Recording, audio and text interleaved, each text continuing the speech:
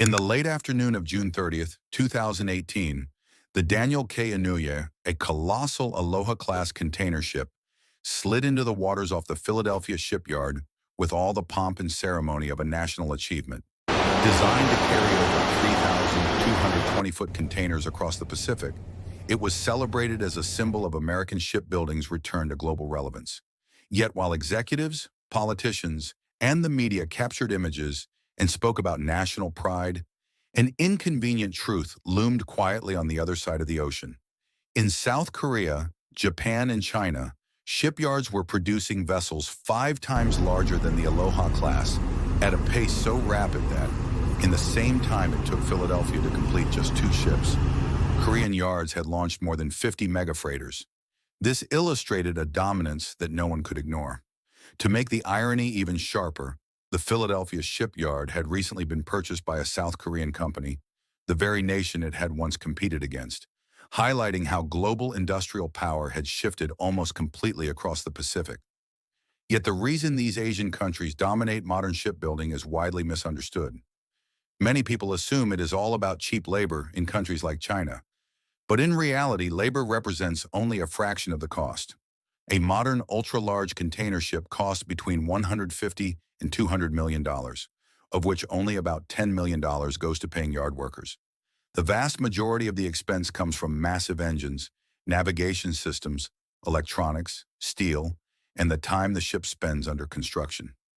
This means that even highly paid technicians in Asia earn wages comparable to or exceeding those in Europe or the United States.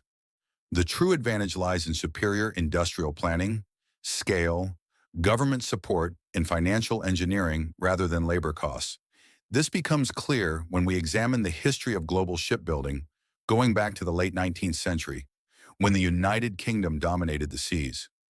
Leveraging its colonial empire, it built massive naval and merchant fleets that connected continents, transported raw materials, troops, and trade goods, and inspired other European powers, such as France, Germany, and Italy, to rapidly expand their own shipyards in a bid to assert influence on the oceans. This period was marked by intense geopolitical rivalries that led to early naval arms races and the eventual signing of treaties such as the Washington and London Naval Treaties, which attempted to limit battleship sizes and prevent overspending on naval competition. Yet countries circumvented these limits by focusing on smaller ships outside treaty restrictions, ensuring that industrial capacity and naval experience continued to grow.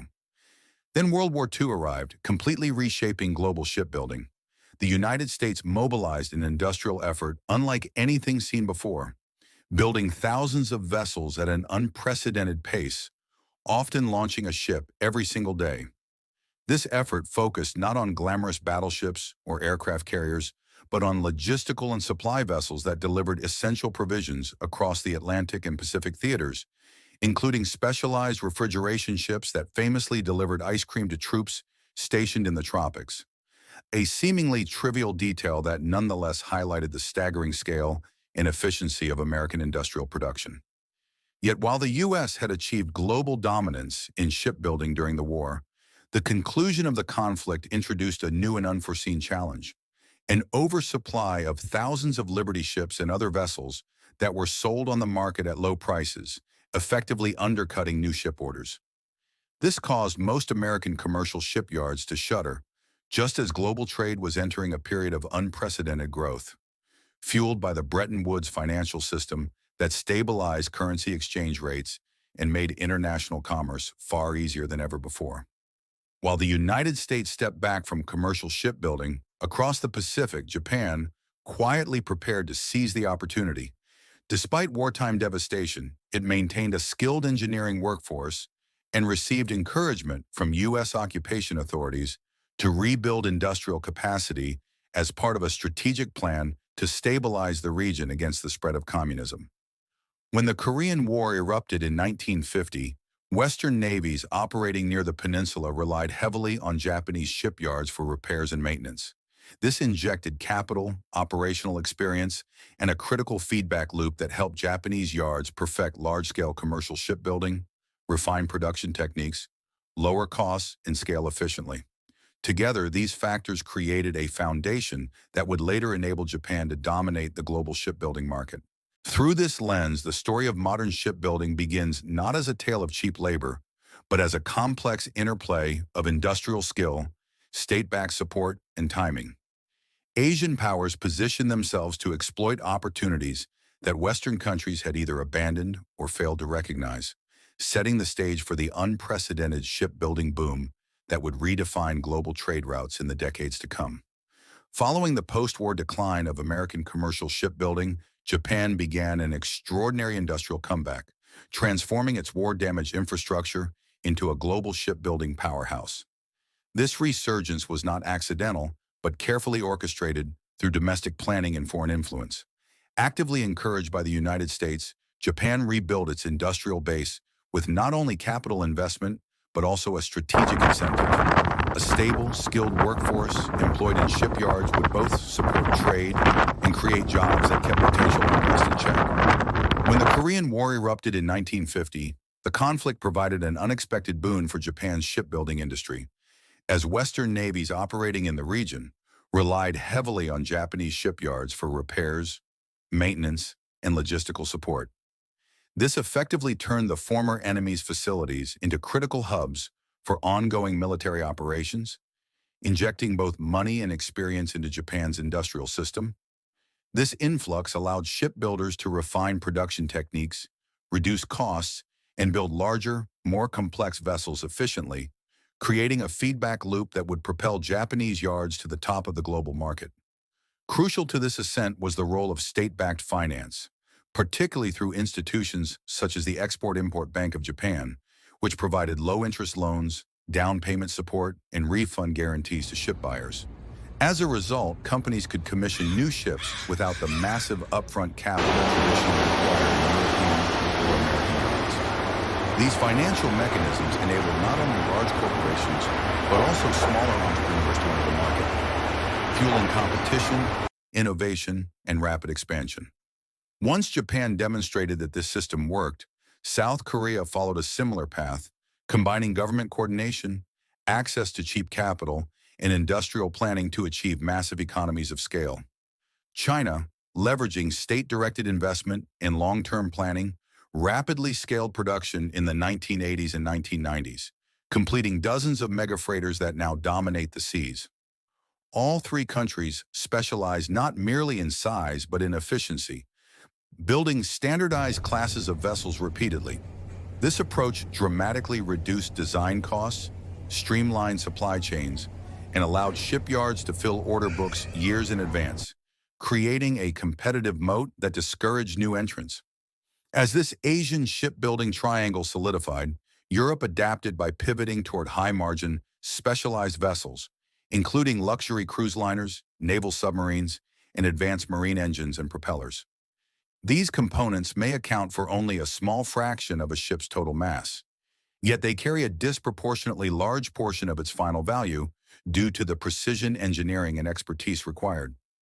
German firms, for example, produce engines worth tens of millions of dollars and propellers forged from specialized bronze alloys designed to withstand saltwater corrosion and immense mechanical forces over decades.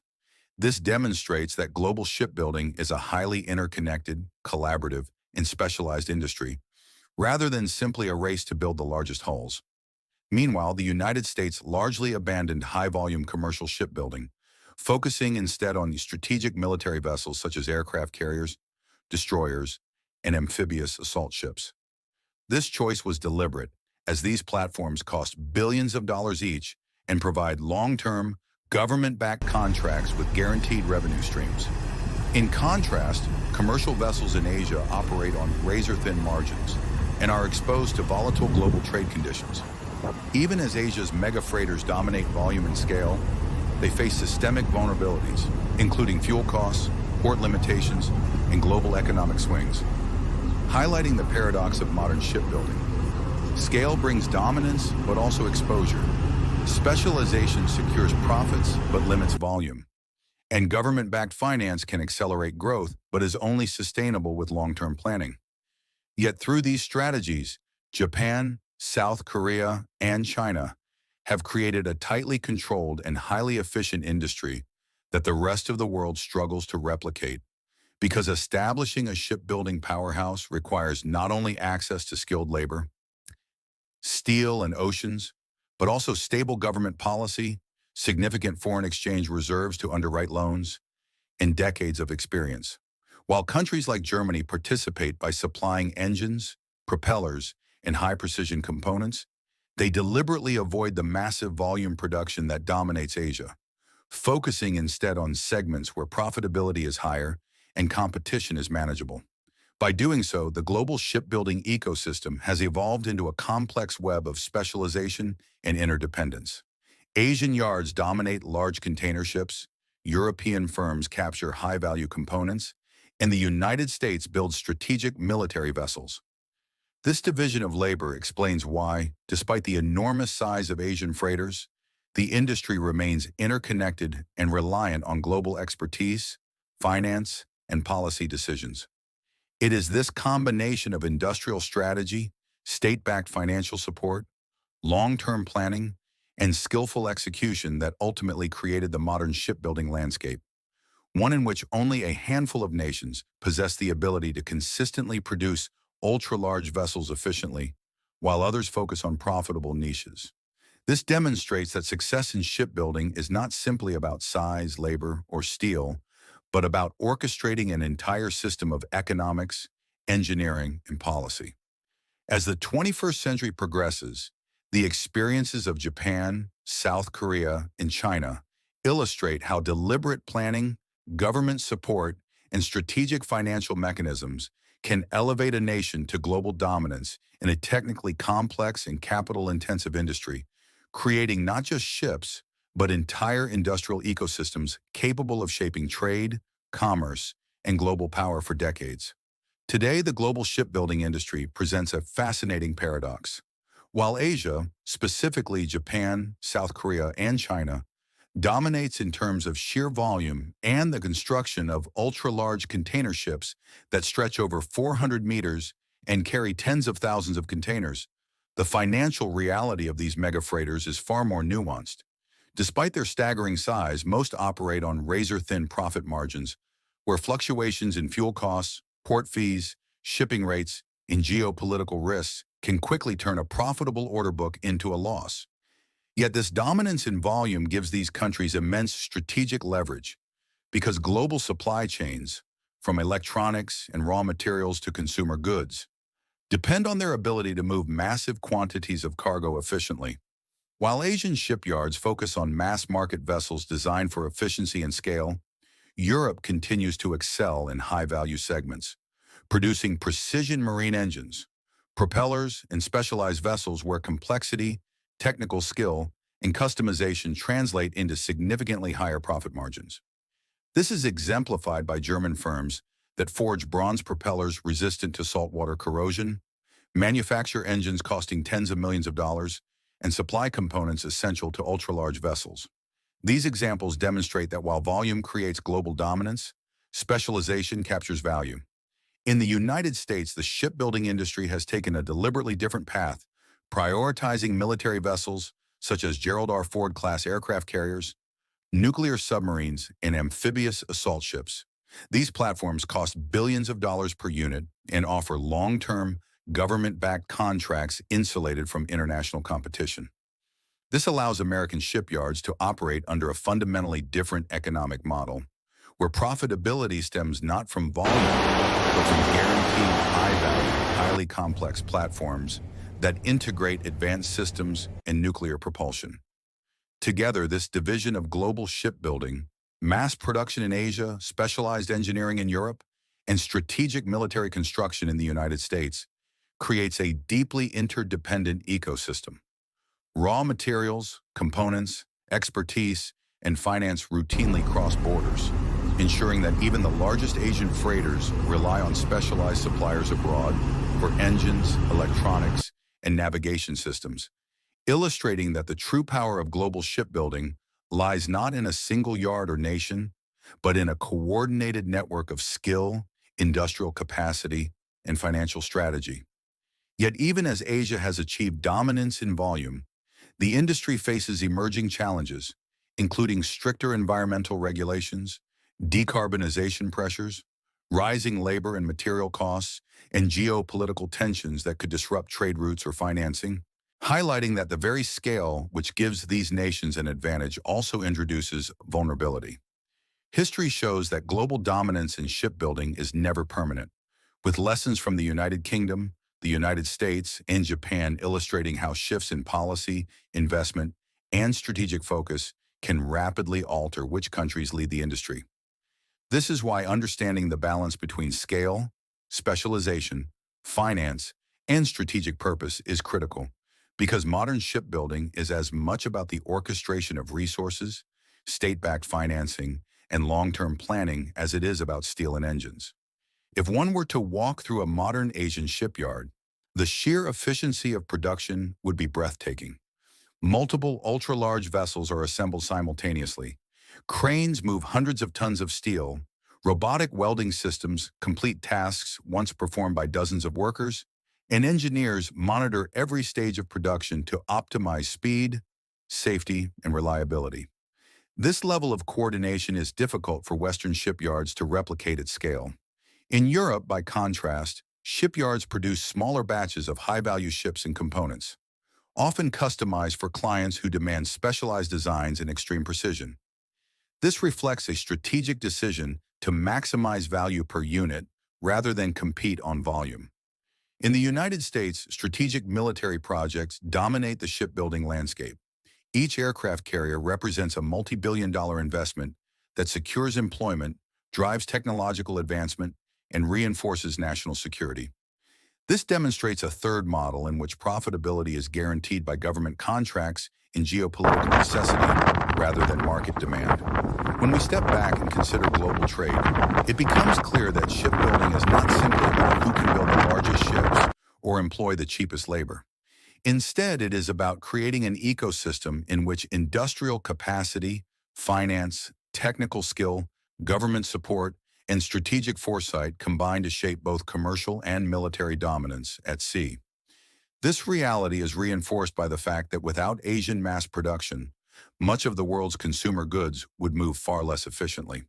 Without European engineering, critical components could fail, and without American military vessels, global maritime security would be compromised.